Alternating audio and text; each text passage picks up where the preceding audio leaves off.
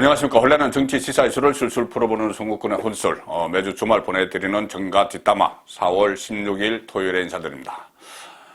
요즘 핫한 인물 한동훈이죠. 법무부 장관 후보자 한동훈. 이 여의도 정가뿐만이 아니고 일반 국민 사이에서도 상당한 관심을 끌고 있습니다. 물론 부정적으로 보는 시각도 전혀 없지는 않겠죠. 그런데 주로 보수 진영 윤석열 대통령 당선인 지지자들 중에는 상당히 긍정적으로 한동훈을 바라보고 있는 것 같습니다. 그래서 설 여의도 정가에서는 이 정도 관심 있는 인물이 나타나면 당장 예상하는 것이 그 사람이 정치를 할 것이냐 안 할 것이냐 그런 이야기들이 당장 나옵니다. 과거에 안철수도 그랬고 여러 가지 사례들이 많이 있었죠. 문국현 이렇게 일반인들의 관심을 끌던 인물이 정치권에 들어오는 예는 상당히 많습니다. 어떻게 보면 윤석열 대통령 당선인도 그런 경우라고 봐야 되겠죠. 특히 윤석열과 한동훈은 이 검찰 안에서 같은 라인이고 운명 공동체에 비슷했기 때문에 여의도 정가에서 더 크게 한동훈에 대한 관심을 보이고 있습니다. 자, 정치를 할 것이냐. 일단 섣불리 예상은 할 수 없지만 여러 가지 정황들은 짚어볼 수가 있겠죠. 자, 일단 최근에 한동훈에 대한 관심이 어느 정도인지 가령 여러 가지 통계로도 증명이 됩니다. 포털 사이트 네이버 앱에서 이 시간을 실시간 검색어 이 순위가 있는데 이 순위를 보면은 인선 발표가 났던 13일부터 계속해서 한동훈이라는 이름이 올라 있습니다. 그리고 한동훈 관련 뉴스들은 지금 제가 조간을 소개해 드리고 있지만은 조간 보면은 거의 상당히 톱, 오늘은 3일 지났어도 어제 같은 경우에는 또 그것을 한동훈을 톱으로 올린 조간신문도 있었죠. 언론의 집중적인 관심을 받고 있고 지금 온라인 커뮤니티 같은 데서 SNS에서도 한동훈을 놓고 찬반, 한동훈의 말 한마디에도 여러 가지 찬반 논쟁이 일어나고 그리고 또 한동훈의 특유의 행동들, 또 어디가 심지어 옷차림새, 스카프를 뭐로 두르는지 이런 것까지도 다 SNS에서 화제가 되고 있습니다. 자, 그러니 정치권에서는 당연히 정치인들은 관심을 먹고 인기를 먹고 사는 직업이기 때문에 그런 정치를 할까 그런 이야기가 당연히 나오는 것이죠. 왜 그럴까? 왜 그렇게 연일 화제를 불러일으킬까? 크게 보면은 두 가지입니다. 하나는 윤석열 당선인이 첫 조각을 발표를 하면서 가장 파격적인 인사죠. 가장 파격적으로 법무부 장관 49세 역대 두 번째 최연소 법무부 장관 후보자. 가장 최연소는 강금실 노무현 시절의 강금실 장관이었습니다. 그리고 지금 18명의 장관 후보자 중에서 최연소인데 그것도 한동훈은 그 전까지는 아직 현직 검사장 신분이었기 때문에 서울중앙지검장이나 아니면은 수원지검장, 법무부 국장, 검찰국장 이렇게 하마평에 올랐는데 그냥 법무부 장관으로 바로 발탁을 해버렸기 때문에 상당히 관심을 많습니다. 장관으로 직행한 것 여기에 대해서는 법조계도 깜짝 놀랐고 정치권도 깜짝 놀랐고 국민도 많이 깜짝 놀랐을 겁니다. 그날 인사 하마평이 정식 인사 발표가 2시에 나기 전에 막 나돌았을 때 전부 다 긴가민가 하는 사람들이 많았죠. 근데 막상 발표를 하고 후보자들이 쭉 단상에 올라오면서 한동훈의 모습을 보였을 때야 정말이구나 이렇게 할 정도로 파격적인 인사에서 큰 관심을 끌고 있죠. 또 다른 이유는 다른 사람이 그렇게 파격적으로 발탁이 됐다고 해서 이렇게 큰 관심을 끌지는 못하겠죠. 바로 한동훈에게는 리틀 윤석열 그런 이미지가 있습니다.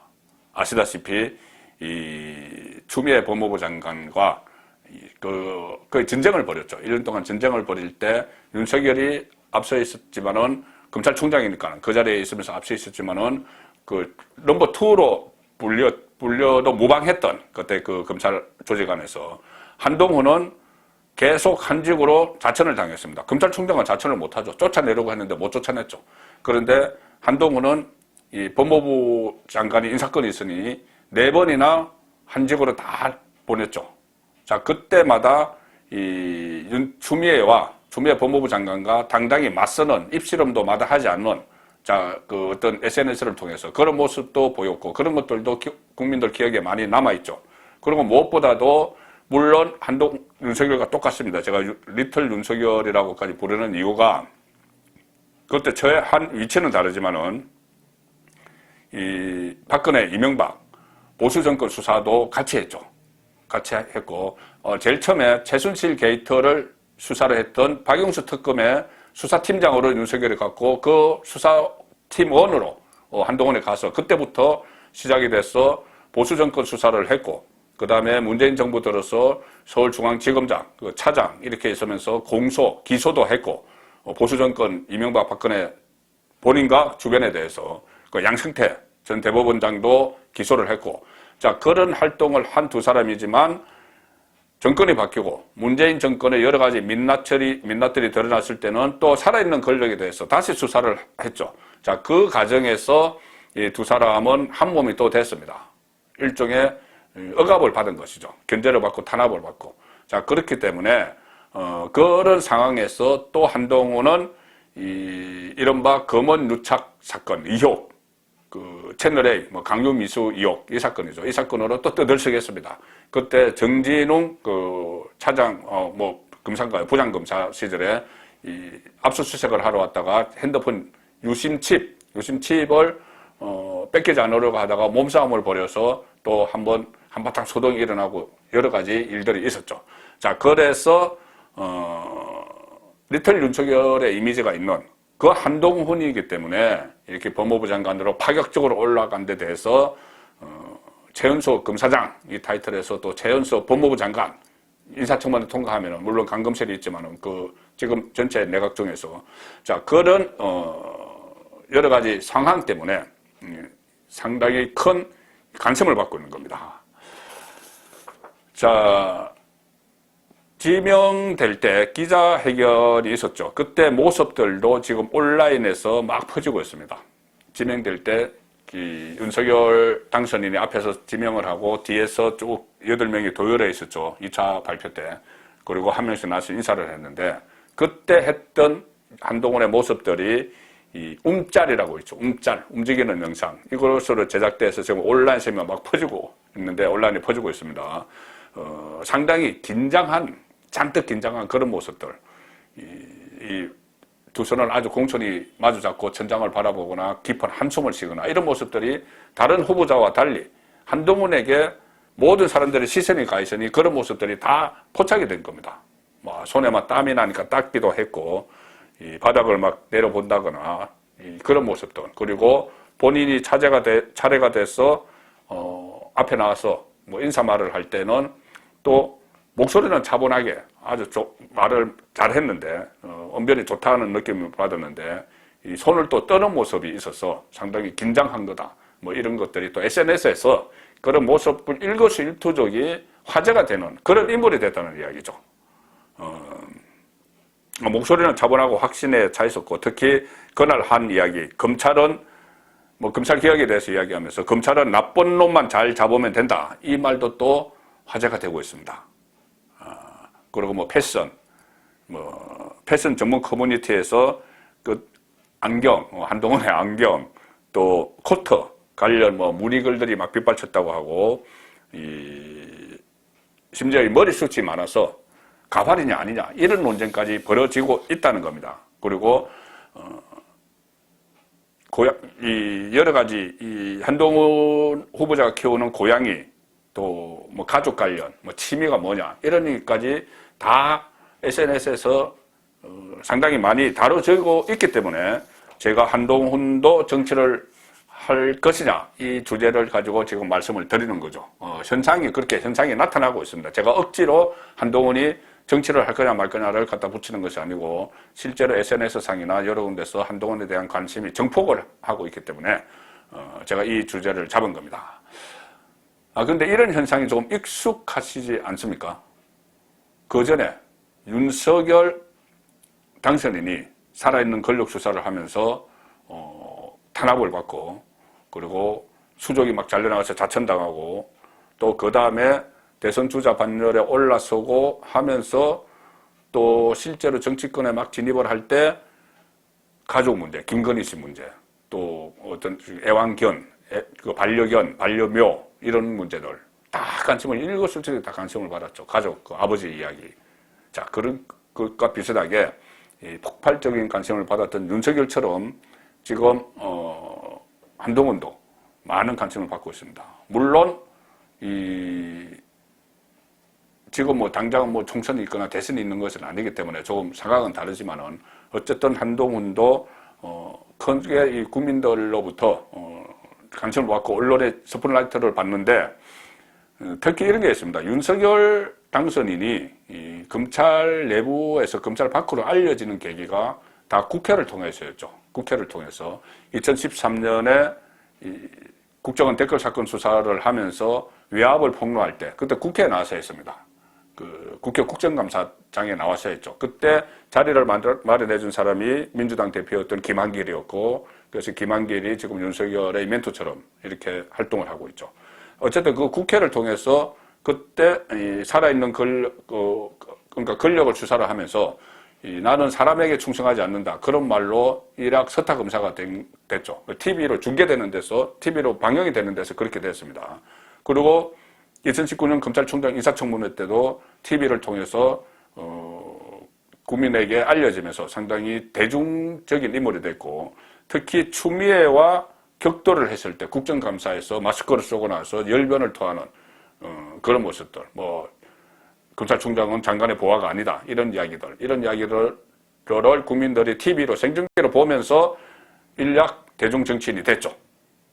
자, 그런데 한동훈도 곧 그런 기회가 마련됩니다. 뭐냐면은 인사청문회죠. 국회 법사위에서 인사청문회를 하는데 이 4월 말이나 5월 초에 인사청문회를 합니다. 자, 국회 민주당 쪽에서는 한동훈을 낙마시키겠다고 벼르고 있죠. 그런데 한동훈은 오히려 역공을 벼르고 있습니다. 뭐냐면은 검수완박, 검찰 수사권 완전 박탈. 이 문제는 가장 뜨거운 이슈가 돼 있는데 검찰 수사권 완전 박탈에 대해서 인사청문회에서 여당 지금 야당 의원이죠. 국민의힘 의원들이 답변을 유도를 하는 질문을 하겠죠. 검수완박의 폐해가 뭐냐 이런 식으로. 그러면은 한동훈이 이야기를 하면은 민주당에서 반격을 하겠죠. 민주당도 또 주로 법조인들이 법사위에 많이 가 있기 때문에 그 상황에서 한동훈과 민주당 의원들 사이에 격돌이 이루어지는 겁니다. 그 과정이 TV로 생중계가 되는 것이죠. 자, 그러면은 그것을 통해서 한동훈이 일약 깜짝 서타로도 등극을 할 수 있다. 그런 분석이 가능합니다. 그때 승부에 따라서. 한동훈은 벌써부터 단단히 벼르고 있습니다. 역공을. 이 검수완박은 야반 도주극이다. 이런 이야기까지 했죠. 아마 그 청문회에서도 이 이야기가 나오면 그런 뉘앙스, 그런 취지의 말을 하겠죠. 그리고 검찰을 무서워해서 수사권을 뺏으려고 하는데 검찰을 무서워하는 것은 범죄자뿐이다. 이런 이야기도 지금 하고 있습니다. 실제로. 그리고 청문회에서 검수완박의 폐해에 대해서 국민께 잘 설명하겠다. 여기 역공을 하겠다는 예고죠. 자, 이렇게 벼르고 있는 이 상황이기 때문에 이 한동훈의 인사청문회가 또 주목을 받는데 벌써 정치권 안에서는 한동훈과 정치를 연결시키는 이야기들이 나오고 있습니다. 뭐 조국 같은 경우는 윤석열 정부의 항태자가 한동훈이다 이렇게까지 이야기를 했고 박주민 법사위 간사죠 민주당 박주민 의원은 한동훈의 윤석열의 기획인사다. 한동훈을 법무부 장관으로 발탁한 것은 윤석열의 기획인사인데 왜 어떤 기획이냐? 한동훈을 정치인을 만들어서 후계자로 삼을 심산이다. 이렇게 직접적으로 박주민은 이야기를 합니다. 국민의힘 소속이죠. 전 의원인데 김용남 전 의원은 민주당이 계속 이렇게 한동훈을 낙마시키려고 하고 막 협공을 하고 막 공격을 하고 무슨 뭐 황태자니 뭐 이인자니 뭐 왕장관이니 이렇게 막 공격을 막 하면은 결국은 한동훈도 윤석열에 이어서 대통령을 만들어 버릴 수도 있다. 이 이야기를 직접적으로 했습니다. 김용남이 방송에서. 그러니까 윤석열을 내치려고 추미애를 내세워서 막 억압을 하고 거기서 버티는 바람에 윤석열의 몸집이 커져서 대통령까지 됐죠. 지금 민주당이 한동훈을 그렇게 심하게 거칠게 공격하면서 몰아붙이면은 한동훈도 제2의 윤석열이 될 수 있다. 그런 이야기가 지금 정치권에서 나오고 있습니다. 결과적으로는 그 한동훈이 그럼 정치를 할 것이냐 이 문제죠. 뭐 앞으로 어떻게 할지는 모르지만은 이 여건은 충분하다 그렇게 판단합니다. 일단 나이죠. 지금 49살인데 이 법무부 장관 임기 내내 해도 윤석열 임기 내내 해도 5년 아니면 한 2년 정도 하면은 이 50대 아주 갓 50대 해가지고 장관까지 다 하고 그다음에 뭐 국무총리도 하고 뭐 나중에는 노릴 수도 있겠지만은 그런 것보다는 당장 정치권에서 콜이 오죠. 정치권에서 콜이 올 겁니다. 그러면은 어차피 장관은 국무위원이죠. 국무위원들은 정무직입니다. 그때부터 사실상 정치를 하는 것이죠. 그래서 자연스럽게 여의도 정치로도 갈아탈 그 여건이 성숙이 되는 거죠. 자연스럽게 이 정치권에 진입할 가능성이 높다. 송국근의 혼술은 그렇게 판단을 합니다. 왜 그러냐면 대중이 많은 관심을 갖고 있기 때문에 긍정적이든 부정적이든 특히 보수 진영에서 긍정적으로 많은 관심을 가지고 있기 때문에 한동훈도 윤석열에 이어서 정치를 할 가능성이 높다. 그렇게 정리를 해보겠습니다. 정가 뒷담화였습니다.